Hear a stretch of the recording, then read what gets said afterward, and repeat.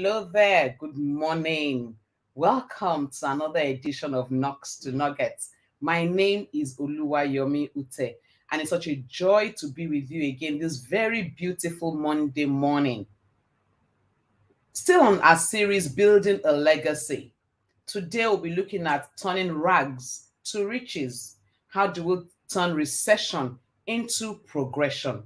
I know it's been said over and over again for those who are Christians that in the time of famine we'll be made fat.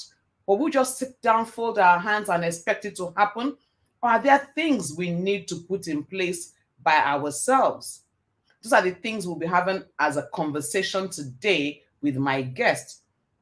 My guest this morning is a strategy consultant with over 18 years experience working with fast-moving consumer goods, automobile retailing, manufacturing, oil and gas, finance, and education sectors. What a broad range. My guest has worked through all of these sectors. Is a principal consultant of Edustra Solutions Limited, an education technology and research company. Is a founding member of Strategic Management Forum UK, a body of scholars committed to making strategic management a professional practice globally. Is a visiting business strategy facilitator to a leading business school in Africa, including actually to more than one, but including the Lagos Business School, where he has taught and consulted on strategy issues for over 9 years. My guest is a certified exponential organization consultant. He provides turnaround and disruptive business solutions to corporations in Nigeria and sub-Sahara Africa. He also consults with CIPRA, an arm of Lagos Business School, to deliver economic development strategies to state governments in Nigeria. Ladies and gentlemen, join me this beautiful morning and welcome to the Knocks to Nuggets platform, Dr. Dolapo Tukuru. Hey, it's so good to have you in the house. Good morning. Great to be at Knocks to Nuggets on the Monday morning. Thank you so much for having me. Thank you so much for agreeing to be here in spite of a very busy schedule. I don't take it for granted. And we're just going to hit at it straight because I want to maximize my time with you today. It's almost becoming a buzzword, recession. While we would say and pray that it is not our portion. Sir, let's start with it. What exactly is even this thing that we call recession? What's it? Okay, great. So I will prefer to describe it than to define it. The definitions are straitjacket, but I want you to see it as a picture of a ship sinking or a Titanic that sank. All right. Gradually, once water gets into a ship, it does not go down just immediately, but gradually it sinks. So when we talk about recession, the fundamental principle is that when the rate of change happening around your business exceed the rate of change happening within your business, you are likely going to sink. All right. And if I will borrow Jim Collins' terminology, your economic engine actually knocks. That's when you're actually in recession, either as a nation or a business or an individual, as much as possible. So nobody gets into recession overnight, but over time. And then the signals are when you start having internal impact like high labor turnover, what I've also called a transactional noise, where the noise of those who are disgruntled within the organization gets louder, and then it impacts many things within the organization. There's also the external factor where the customers are no longer coming. The clients are looking for other options and other markets apart from you. And you start having cash flow problems and all of that. There are a lot of effects internally and externally, but businesses don't get into recessions overnight. Gradually, they slip into it. And eventually they get to a stalemate position where they fully declare that they are in a recession. Wow. I hear some words that I'm the one that hits me and I know nobody would forget is that recession is like when the engine knocks. And we all know what it is to have a knocked engine. I mean, that car is going nowhere once the engine knocks. And you also said it doesn't happen overnight. it happens over time.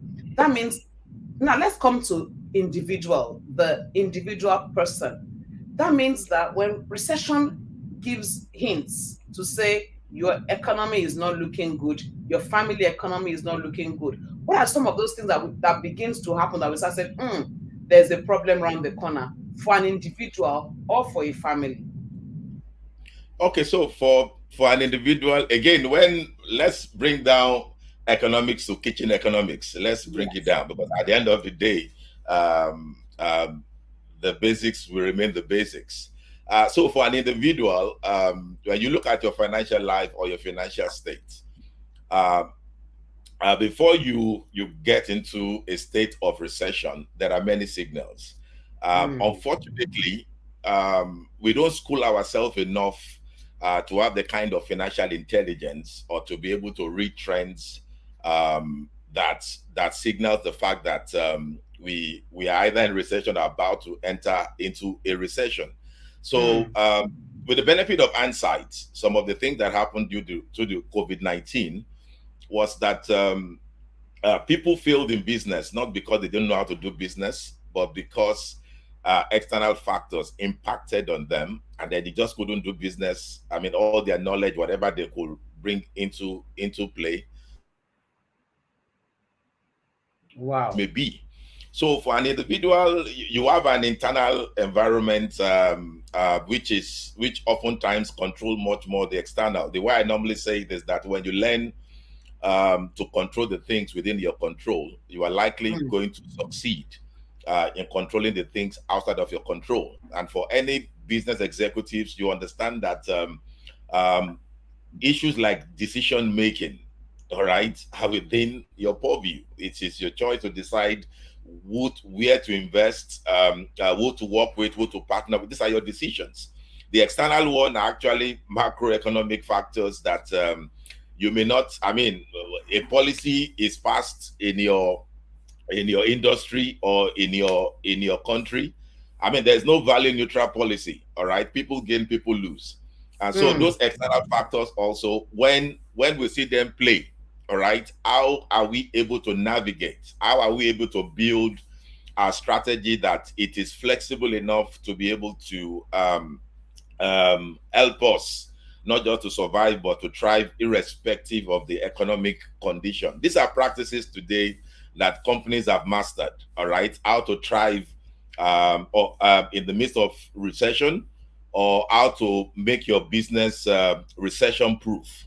So people have mastered the art today. The knowledge is available, but interestingly, entrepreneurs are not hungry enough to find the right wow. knowledge to help us. We read many things, but we don't read the right things. All right, and it's very important because this aspect oftentimes um, we don't pay so much attention to it. We wait for things to go wrong before we start paying attention to how to fix them. All right. So, but when things are going right, it is your prerogative as a business executives to start paying attention to what ifs scenario, or what we call Mm, scenario planning. So, scenario one: what if I'm not able to do business in the next 3 months? Scenario two: if it extends, the recession extends to 6 months. Scenario. I mean, I did a lot during the pandemic, and interestingly, many businesses could not survive beyond 3 months, even though they are big, they're doing huge turnovers. But in scenario planning, you are able to think, not that you are planning to fail, but it's also very important. I am I'm not a pessimist, I'm not an optimist, I am a realist. So as much as possible, I try to think of everything that can go wrong. It's very important that entrepreneurs are able to play all these scenarios in their minds, both wow. internally and externally, as regards with their personal finances, business, and all of that. You hit at it immediately. I was smiling because I was coming to say, are you a pessimist? Because somebody would say, in Jesus' name, it's not my portion. And every time we do that thing and say it's not my portion, my question is, what have we put in place to ensure that indeed it is not our portion? He said something, scenario playing. I know we had said it at the beginning of this whole series about building a legacy. And I recall saying In your spending years, when you are no longer earning an income, how are you going to survive? It's about the same thing he's saying here. So when you are doing scenario planning, you're not actually wishing yourself evil. What you're doing rather is saying to yourself, I want to make my personal finances, my final uh, um, family finances recession proof. Coming into the home, the individual, the entrepreneur, with the world singing recession, is it possible, sir, for us to turn that recession into a progression? Can we actually get riches out of rags?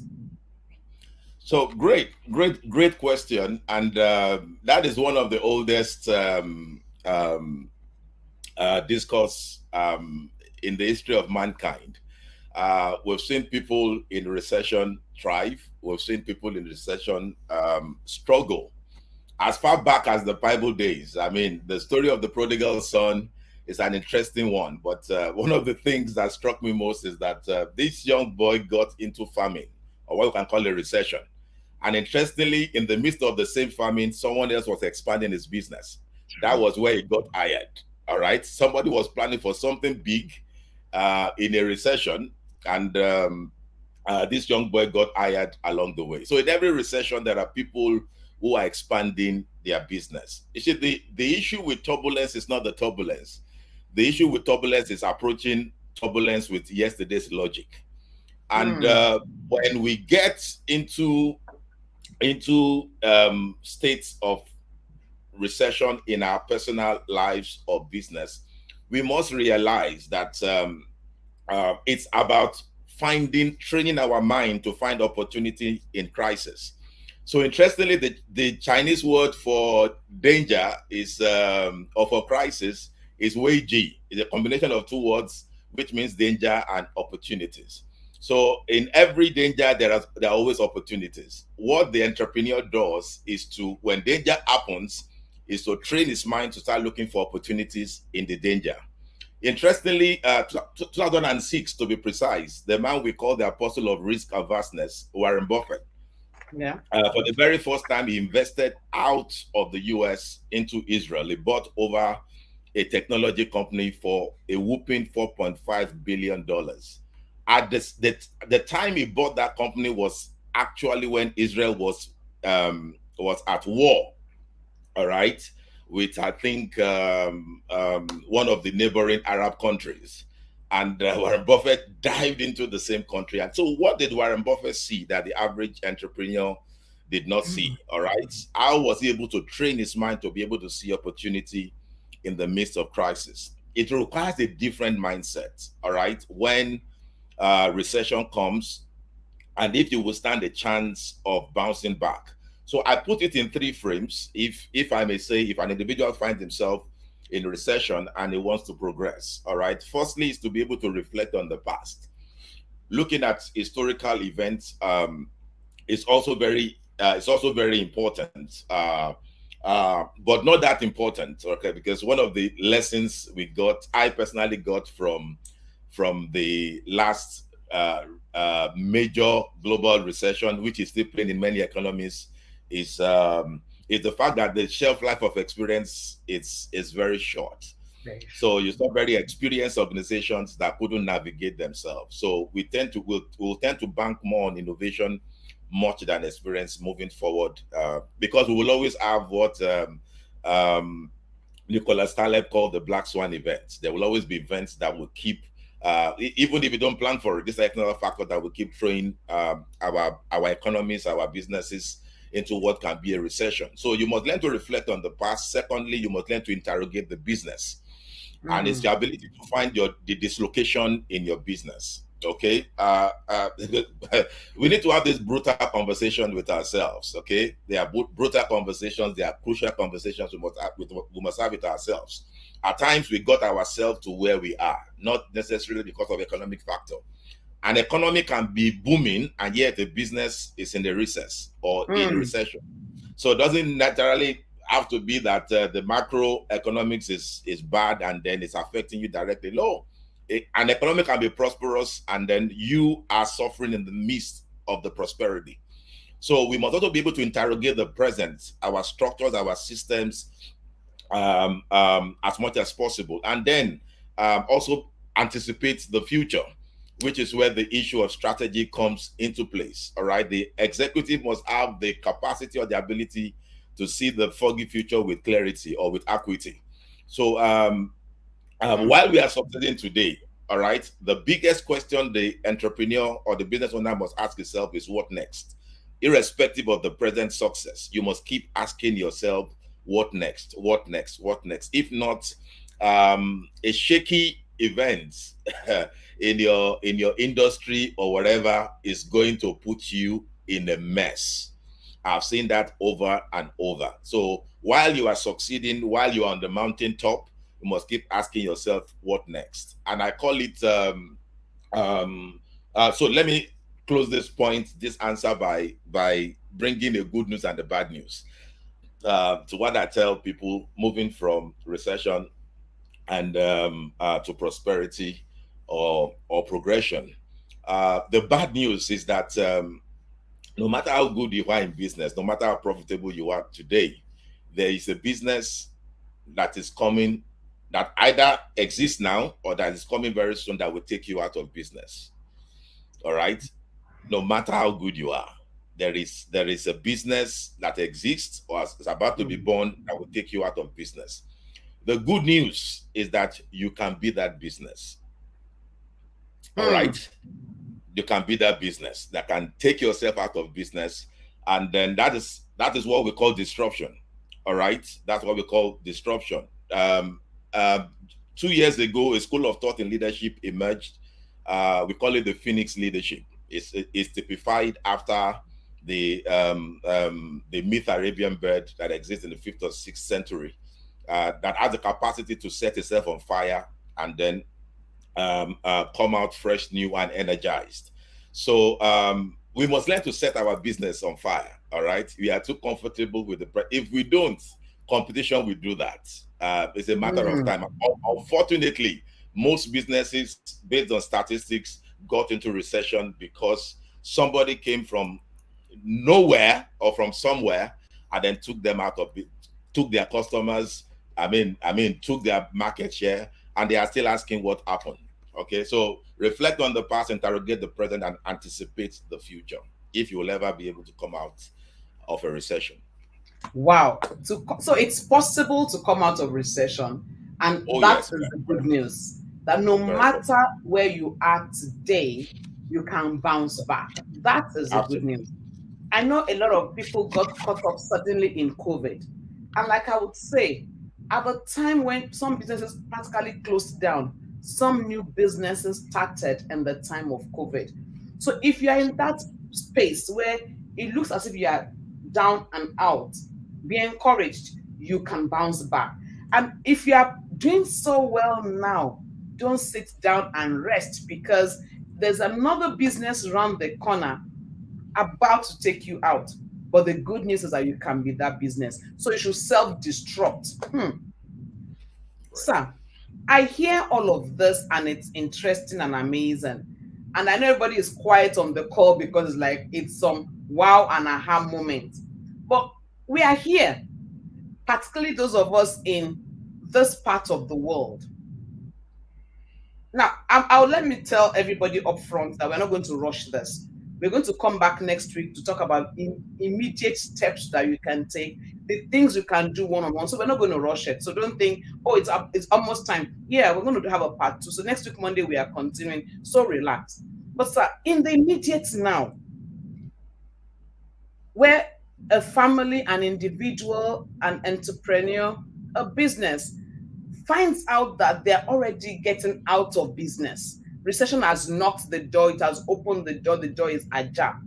What are the immediate steps you can begin to take now to mitigate it?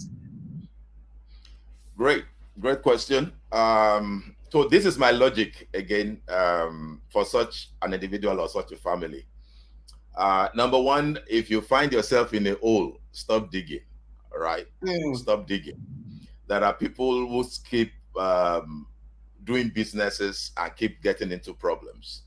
Um, but you've got to pause. It's okay to pause and reflect. All right. One keyword that emerges in times of recession is innovation. And the challenge with innovation is that many people say it, but people don't know how to innovate. So if you're trying to innovate with your scarce resources, you can get into further debts and further into Mm. problem. All right. So Mm. there are principles that can people innovate with instinct, not with logic, and there are myriads of school of thought that helps you to be able to innovate in such, because that is until you are able to find new markets or new businesses, you may not be able to bounce back. That's the brutal Mm. truth. Okay, because old ways are no longer opening new doors, likely not going to open new doors. So we must begin to find new ways, and strategies simply so when we say people to re-strategize at such a time, okay, it's one of my definition of strategies: doing different things or doing things differently. So in your bid of doing things differently or doing different things, you actually embark on innovation. But the key word is not innovation but value innovation, where you master the art of creating more value, and then your marginal costs is dropping gradually. We call it value cost trade-off. That is a skill anyone should master, because when your costs keep rising with your innovation, there's a likelihood that you'll be taken out of business because of what we also call the business model challenge. All right. Opportunities are finding new business models. Business model is simply the way you create, capture, and deliver value to your customers. And if your business model is not sound, robust, and such that it appeals to the changing needs of your customer, all right. I mean, well, of course, one of the things you must also learn is that customers' appetite has changed. You need to you need a lot of consumer insights. So why are people not buying from you? Why are they moving business? Because they still keep doing that business. They keep still buying that particular product or service. But why have they stopped buying from you? All right. These are critical things that we need to ask ourselves. Most likely because we have stopped having business model that appeals to them. So quickly, about 3 or 4 questions. I would like the individual, because I love questions because it makes us to think. And the right questions make you to think right. All right. Mm. So 3 questions. There are about 10 of them, but for the sake of time, I'll just mention this to help the entrepreneur to think. One is, how are the needs of the present or prospective clients changing? You must ask yourself. You must have this conversation within the organization. This is what I call bottom line dialogue. In my you must have it anytime you have in your meetings. You must have this bottom line dialogue. All right. And one of them is asking yourself, how are the needs of your present and prospective customers changing? The second question is, what new competitors are anticipating to meet those needs? All right. What new competitors are anticipating to meet those needs? So two things are also very important. Interestingly, when we talk about competition, we think industry, people who are in the same industry with us, doing business with us. But number one, the whole essence of strategy is to create a sustainable competitive advantage, not just competitive advantage, but a sustainable one, because we know that competition can also be competitive advantage can also be transient. But Yeah. today we are not talking about, the logic is no longer industry. The logic is about arenas. This is very important for people to understand. In looking at competitors, you must see them in the eyes of arenas. So the logic of industry is products or service to near substitutes. So companies that can, that as substitutes are what we think about most of the time. But Yeah. the logic to arenas is customer to solutions. So wherever the customer can find solution, the customer gravitate to, irrespective of whether they are in your industry or they are not in your industry. So typically we are having people outside of our industry provide solution to the customers. And customers, listen, that's the life of customers, all right? They are looking for value at the best cost. So customers will always gravitate where the solution is, irrespective of the industry the solution plays. And I mean, if I have ample time, I can talk a lot about that. A lot of use cases where, I mean, for instance, the most popular one is Uber. Uber is a technology company; it's not a transportation company. And or WhatsApp, or we are using this today. I mean, these are people who don't play in the typical traditional industry, but they are True. taking businesses out. Once I can find solution in those businesses, I gravitate towards them. All right. So we need to ask ourselves that question: what new competitors are anticipating and meeting those needs? And maybe just one more for the sake of time: what emerging technologies could replace our own? All right. And this is a very important discourse, especially when we are talking about Industry 4.0 or the fourth industrial revolution today. There are emerging technologies. You have at least about 29 or 30 of them, which are changing the face of business. So we must look at our technology mix and ask ourselves, all right, is this helping us to achieve our ultimate goal? Technology does not transform a business, really. It's your ideas, your strategies. Technology is an accelerator, helping you to do things cheaper, faster, better. All right. So you must ask yourself whether you have the finest, the best of tools to be able to accomplish this, because the customer wants convenience. They want convenience, want things to be cheap, want things their way. And this is very important for us to understand. Thank you. Wow. Truly, truly, the customer wants convenience, and I can attest to that. I tell people, just make it easy. Life is not hard. How can I get this thing done faster, cheaper, and in a more convenient? I mean, if I can just sit down here and get everything done, I'm happy. Which is why the traditional market is declining and everybody is going online. Everybody is buying online, and the physical shops are closing down. We are Mm. almost out of time. We're on part one. We're going to go into part two on Monday. But Dr. Dolapo, I want to ask you on a final note before I take your semi-final word for today. All of this to the basic business person who is an SME, is just doing a little trade, is buying and selling, is connecting people. What, in maybe 1 minute, and maybe that should be your final word for today. I'm looking at time and I'm saying time is running. Okay, we'll take this question. Maybe that'll be the question that we'll take, and then we'll take your final word. The main question for the business person is, what does the customer want? Now, my question is going to be, how do you find out what the customer wants? Do you go doing a survey? Do you go how? So I deal in the basics in the food industry, those basics, and I suddenly found out that my shop isn't the beehive of activity it used to be at lunchtime. How do I find out? Do I need to go get a professional to do research for me? What are the things I need to do as a business owner to find out what's changing? Great. So let me interestingly, I was few just before the recession, I was with the commissioner for budget and planning. He had an amazing book that addresses that. Apparently, it's a book on relationship, but it's also about business. And I think he mentioned something like he didn't use the word a side chick, but as a wife, if your husband, who probably this is a relationship with customer and the business, husband and wife, starts to look Hmm. outside of the marriage and is chasing a side chick, what should you do? All right. And one of the solutions is to be able to sit down and ask what made the side chick attractive.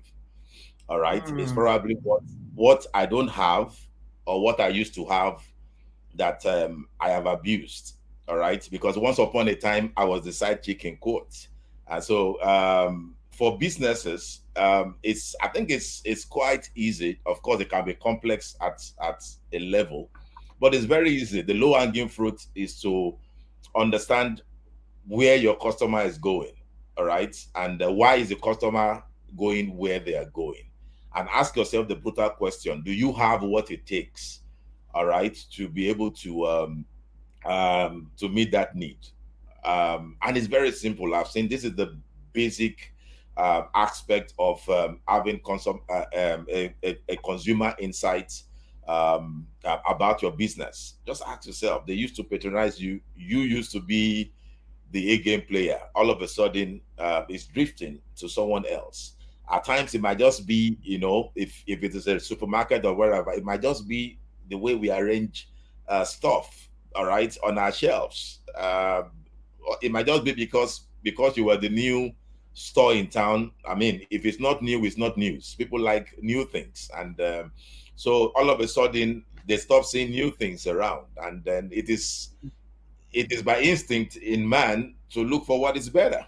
So the ability to keep reinventing your business, to keep making it look good, look current, look trendy, will keep the customer coming. There's just something about human beings that like seeing new things. So these are the very basic for the SME. Of course, it can get very complex, and I don't think I have time to dabble into the complexity of consumer insight today. You answered it in such a very beautiful way, and I'm sure nobody would forget that. Just imagine your business relationship with your customer as a husband and wife, and then the new business as a side chick. You were side chick yesterday. Why is somebody else becoming the side chick today? What is that person doing that is making him or her more attractive to your spouse? The moment you can answer that question, you are on the path. So every business is like a side chick. Why will your customer, who is now the husband, look at those other businesses without looking at yours? So, in a nutshell, to overcome this recession, to convert recession into progression, you just have got to keep innovating. And yes, if it's not new, it's not news. Thank you so much, Dr. Dolapo Tukuru. We'll take off from here next week, Monday, when we'll then dig in further into what we all need to begin to do. There's so much he has said already that you can begin right now, from this moment. So much he has said that you can begin to do. Don't wait to get all the information. Start this with this little, and next week, Monday, we'll build on it again. Thank you so much, sir. Look forward to having you next week, Thank you for Monday. having me. Thank you. Wow, that was a strategist in display. And he told us those things that every one of us need to sit down and look at. And I can't get over that one, the side chick. If your business is no longer attracting the customers, ask yourself, what is the next person doing? What new thing is in town? Like I always say, know everything about that your business, but know something about every other thing happening, because the disruptor might not be even in your industry. Uber disrupted transportation without owning one vehicle. Airbnb disrupted the hotel industry without having one room anywhere. So don't get closed up looking into that little space. Let's be broad minded. And like I will always say, if you can think it, you can be it, and you can have it. And that's it for today. Please like the video, share it, let somebody know that there is something called Knocks to Nuggets out there. And don't forget to join me next week, Monday, in another edition of Knocks to Nuggets, still with Dr. Dolapo Tukuru. Until then, don't forget, together we win. God bless you. Have a wonderful week ahead.